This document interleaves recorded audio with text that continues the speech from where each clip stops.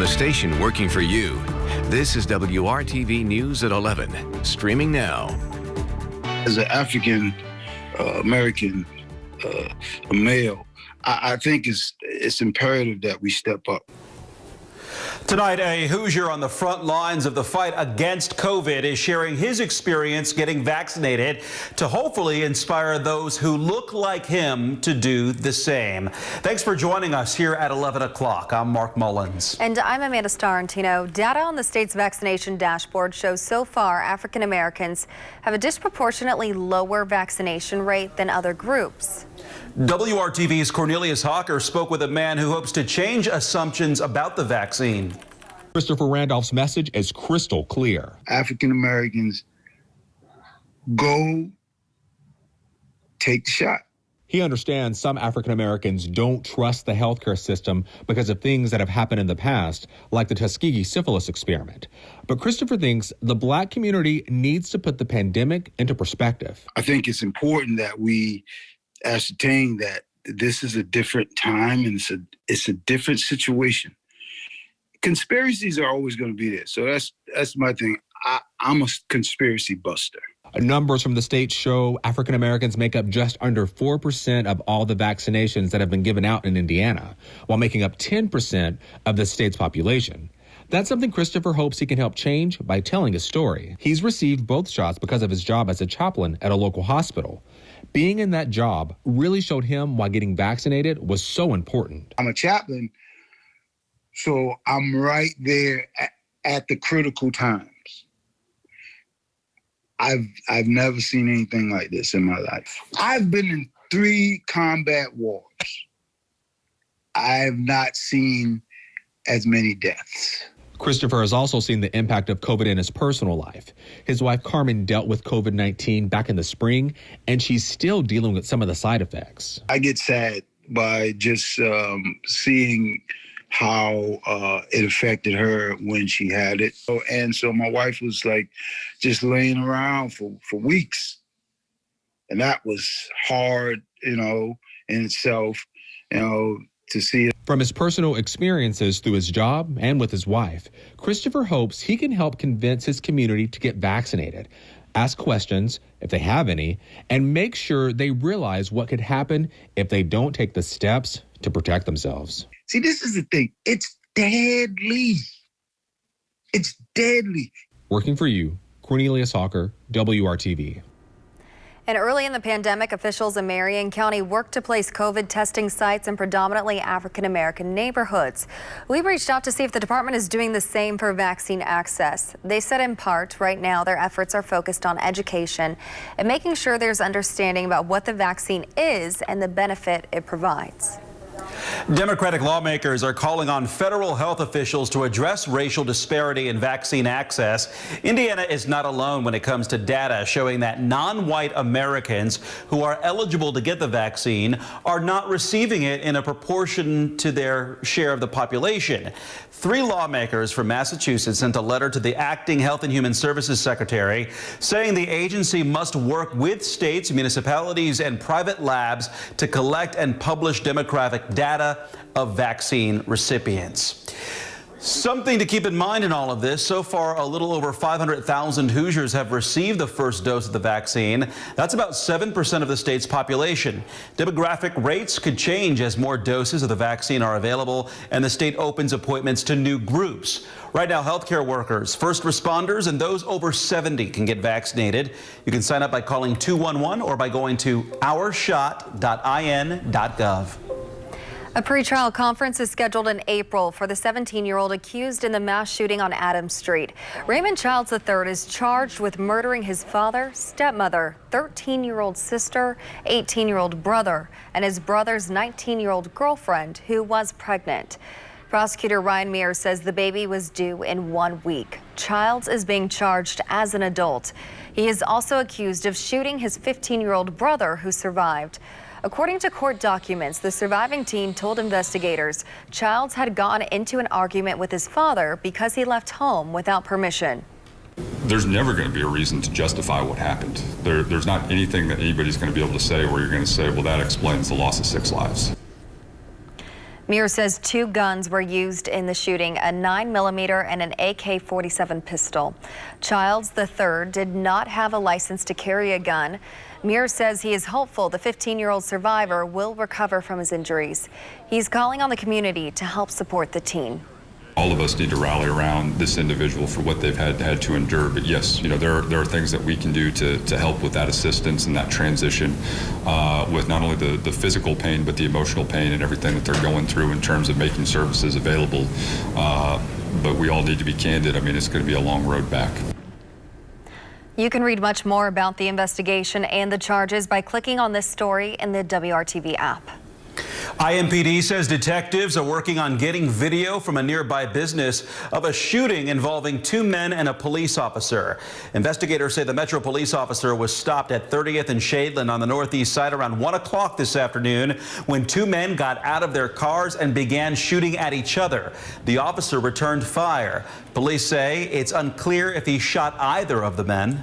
I will tell you that the officer was in plain clothes in an unmarked police car, in an undercover police car.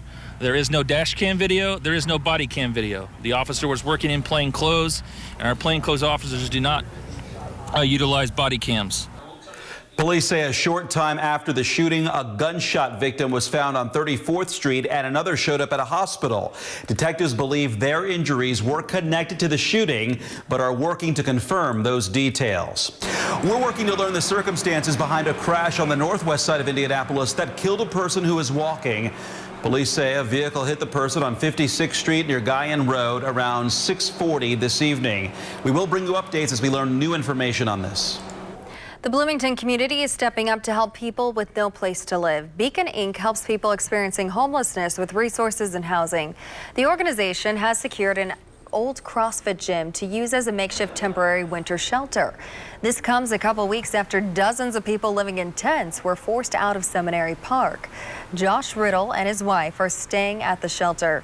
He says that it opened after they battled COVID. It was awesome. Like, as soon as they tore down the park downtown, all the tents and everything, we didn't know what we were going to do. And then we found out about the new shelter, and it happened right when we were getting out of isolation. After Bloomington announced plans to clear Seminary Park, outreach teams with Beacon interviewed people living on the street. They were asked what kind of barriers prevented them from staying in shelters. Barriers like pets, having your dog with you, couples wanting to stay together and not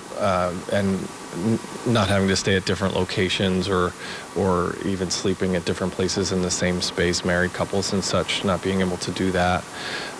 There were issues with distance and things being too far. There were concerns about religion in shelters. There was concerns about rules. Some of the rules were too strict for some of the issues that some of the folks that come here struggle with. So a number of those, and we tried to overcome all of them. The temporary space can house up to 50 people. Organizers say if more people show up on any given night, they will not be turned away. Volunteers are providing storage and snacks. A grassroots organization in Indianapolis is helping educate the community in hopes of preventing evictions. Volunteers with the Ross Foundation are going door to door, talking to residents about their housing rights. 6 groups are scattered across Marion County asking people if they need help in any way. They also hand out information about the current CDC eviction moratorium in place and connect people with free legal services. A lot of organizations, they don't show up at your door with help for you. They don't show up at your door with a heart to care for you and to care for your family. People are like, wow, well, thank you. I didn't know that information. This is super helpful. I never would have known this. And if it wasn't for you, me and my kids would be out on the street and we would be homeless. If you are at risk of being evicted, you need to fill out the CDC declaration form and make sure you meet COVID-19 requirements to avoid eviction. We have more information about that on our website at WRTV.com.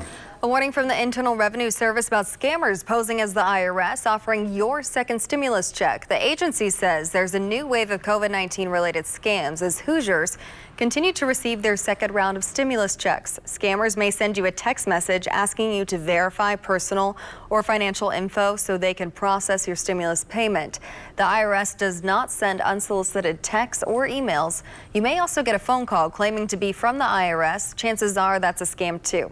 Tamara Cantu is the acting special agent in charge of IRS criminal investigation for Chicago field office, which includes Indiana. Everyone needs their money right now. The pandemic has caused an economic downturn, but that's what criminals prey upon.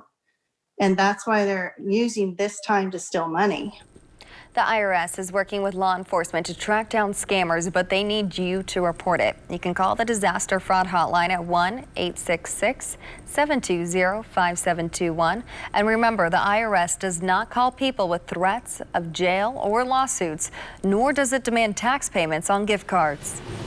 Another COVID-19 variant is confirmed in the U.S. 2 people have cases of the highly contagious South African strain, and there are fears cases will soar again just as they've started to dip. ABC's Zoreen Shaw reports this comes as Indiana and other states are relaxing restrictions.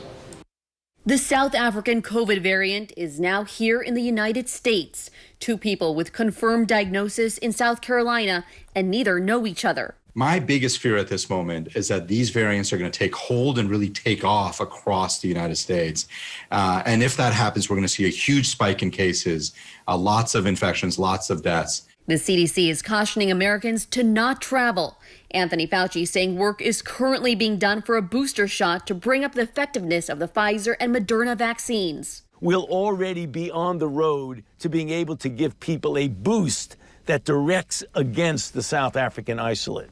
That's what we're doing right now. So we're not taking any chances. Despite a dwindling supply of vaccinations, 13 states have now used only half of the distributed doses, waiting to give second doses until they're sure more supply is on the way. But some Oregon residents shocked to get the lucky vaccination. County health workers who were caught in a snowstorm had 6 doses that were set to expire. They gave them to grateful drivers who were also stranded. It wouldn't have mattered if it was 6 doses or 1 or 200. We would have been out going door to door until we couldn't give them anymore. Zoreen Shaw, ABC News, Los Angeles. Well, the story over the weekend becomes snow and rain, but tomorrow it's about sunshine. We'll talk about that weekend storm. You'll stand in line, a dog will walk past you, and that's pretty much it. Coming up, why specially trained dogs could become a common sight at sporting events. And a young mother now has a car to get to work thanks to a generous gift from a WRTV viewer.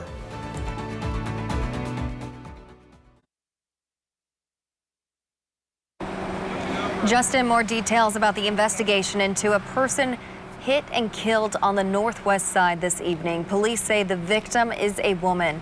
She was struck on 56th near Guyon Road at around 6:40 this evening. Investigators say the driver stayed on the scene and cooperated with the investigation. Investigators are asking to speak to a witness who was driving a green Kia Soul. Cicely Tyson, the pioneering black actress known for her roles in movies like Sounder and the autobiography of Miss Jane Pittman, has died.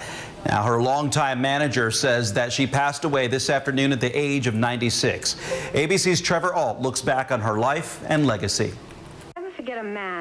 The first African-American woman to star in a TV drama. I like straight bourbon reference. Cicely Tyson spent 7 decades playing strong, memorable women. You got your low-life job, Mr. Sheriff. Starring in roles like Kunta Kinte's mother in Roots. A very strong son. And as historical figures like Coretta Scott King. I haven't heard from my husband in 3 days. I mean, he always calls me after he's arrested. She continued working into her 90s with roles in The Help, House of Cards, and How to Get Away with Murder, racking up 3 Emmys and an Oscar nomination. Nathan! All while pushing to change the way African Americans were portrayed on film. I decided that I could not afford the luxury of just being an actress. I had several issues to address, and I chose my career as my platform. The daughter of immigrants from the West Indies, Tyson grew up in Harlem and turned to modeling at 18 and later acting. She would go on to receive the Presidential Medal of Freedom Award in 2016. Cicely made a conscious decision not just to say lines, but to speak out. I would not accept roles, she said, unless they projected us, particularly women, in a realistic light and dealt with us as human beings. A Hollywood legend, Tyson inspired the careers of countless actors and actresses. And here it is. Committed to showing the strength of black women and racial tolerance her entire life. I just try to live as good a life as I can. Trevor Ault, ABC News, New York. And quite the legacy she leaves. It did not take long for someone in the community to answer the call after seeing a local organization story here on WRTV. We first told you about the nonprofit Kids in Crisis intervention Tuesday at 11. The Johnson County group was looking for someone to help a young mother of 6 who needed transportation to her new job. By Wednesday, someone donated a car. Kids in Crisis tells us other people have also reached out, offering their time and services to assist the organization. If you need help making your voice heard, contact us at workingforyou@WRTV.com. Some good news there, Kevin. Absolutely. Clear and cold right now, and before you go drift off to sleep tonight, you should step outside and look up. I don't think you can miss it. Nice full moon across central Indiana, and clouds should not be an issue. Get a view of that. Temperatures are coldest. Pretty easy to outline here where the snow is a little deeper. Much of us now don't have any snow cover, but to the southwest still there. 14 in Bloomington, 16 in Sullivan, 17 in Terre Haute. Temperatures tomorrow morning quite cold to the southwest where it's already there, and then mid-teens elsewhere. Sunshine to the rescue tomorrow. It will help push our temperature back to 35. Still below average for this time of the year. Wind will be out of the southeast at about 10 miles per hour. A nice, calm way to end the work week. To begin the weekend, we've got a storm system to deal with. Not Saturday morning or early Saturday afternoon. It's really Saturday evening through Sunday. Temperatures above freezing at times. Prior to the precip starting, we'll talk about how we transition from snow to rain back to snow. If we look at this really in 3 different parts, you've got snow at the beginning and snow at the end for all of us. But I think the best chance of this remaining snow through the event will be well northeast of Indianapolis. That will up snowfall potential. From Indianapolis and south, we'll have periods of rain, which will cut down on the overall snow potential. 4 o'clock, just arriving in southwest Indiana. This should be a good punch, burst of snow as we get to 7 o'clock in the evening. That's accumulating snow right on into Saturday night, and then by early Sunday morning, lifting to the north, and we see the transition to rain. That first part may bring 2 to 4 inches of snow from Indy northeast, and I think this is where you'll see the heavier snow amounts because we've got another round of snow on Sunday. But notice it doesn't really ever change. From Logansport and Peru over to Marion and Muncie, you're likely to see more snow through the entire event, and it will sweep back into central Indiana and push the rain out as the storm system leaves.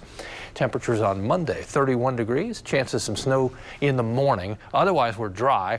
Temperature 33 as we get into Tuesday. Still dry and warmer Wednesday, but not the warmest in the 7-day forecast. Warmest temperature will come a week from today. Warm enough that rain will be around 45 degrees. That's next Thursday, but all eyes are on that time period marked from Saturday evening through Sunday night. We'll keep an eye on that. Thank you, Kevin. We appreciate it. A potential debt crisis is looming. Americans owe nearly $1 trillion in credit card debt. That's an all-time high, according to the Federal Reserve. Much of those charges piled on during the last half of 2020. Scripps reporter Alicia Navias is looking into what it will take for some of that to get back in the black. In just the first few months of the pandemic, more than 20 million Americans lost their jobs. Hi, I'm Gwen Turos. Hi, my name's Amy Blasio. I'm Mary from Minnesota. These 3 women are among the 10 million that still have not been able to return to work. Once I lost my job in April, my unemployment was only $65 a week. So I was getting the extra $600, which was helping some. For all three ladies, when the federal $600 supplemental ended in July of last year, things went from bad to worse. We knew that there was going to be some kind of gap. We didn't realize that there would just be a complete donut hole. For almost 6 months, as Congress couldn't come to an agreement on another stimulus bill, these ladies had to survive on as little as $35 a week in unemployment benefits. For Gwen, that didn't even cover half of her wife's $500 monthly health care insurance premium, a new cost they had to pay since she too was now unemployed. For Mary, it barely provided food for her and her son, and for Amy, it didn't even cover the cost of gas to get her 11 children to school each week. There's been many mornings that I pray that if I run out of gas, I don't run out of gas until after I drop them all off at school, so that it's just me that I have to worry about getting home. Each has had to load up their credit cards or take out loans and is now thousands of dollars in debt. The number one thing we are hearing in our organization is people saying, but what about all of the debt I have now? Stephanie Freed is with Extend PUA, an organization of thousands of Americans who are unemployed fighting for help from Congress. Its latest battle is over this debt crisis, asking Congress for retroactive unemployment payments that would be some portion of the $600 supplemental that ended in July. Pretending the last 5 months didn't happen is frankly childish to say, oh, well, I got away with that. We got away with not helping for 5 months, so we're just going to pretend that didn't happen. People won't survive. Retroactive unemployment benefits are so far not included in Biden's $1.9 trillion stimulus package, and it's unclear if it will eventually get tacked onto this plan or a future one. I'm guessing that where we are, it would take me 4 years of work in order to catch up from the blow of this pandemic. I'm 44 years old. It's $26,000. I make $30,000 a year on a normal year, working full time. I will never get that paid back. If retroactivity is not included, I feel like I'll be in debt forever. With another potential long-term impact of this pandemic debt, I'm Alicia Nieves reporting.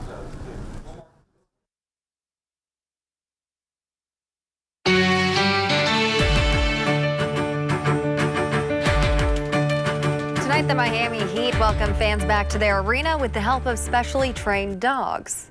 The experience when you get to the arena should be pretty similar with one added step. Before you get to the metal detectors, you'll stand in line, a dog will walk past you, and that's pretty much it. The Heat are the first NBA team to use COVID-detecting dogs. If a dog senses COVID in a person, it will sit down next to them. Executives with the Heat say they started testing the dog teams with smaller groups at the arena last year. They are partnering with a company named Sniff that created the idea, and the company Global Canine Protection Group, which already does a lot of dog detection work. Global Canine says they used a COVID odor for training. They also had to prepare the dogs and handlers for the unique environment of working outside of an arena. You start talking about targeting a specific area on a person and doing it in a queue line where there's dots on the ground. And so not only does the dog have to learn how to do that, but the handler has to learn how to not impede the dog while the dog's working. Global Canine and the Miami Heat both stress the dogs are just one part of getting fans back safely. Social distancing, masks, and other safety measures will be in place. We'll be right back.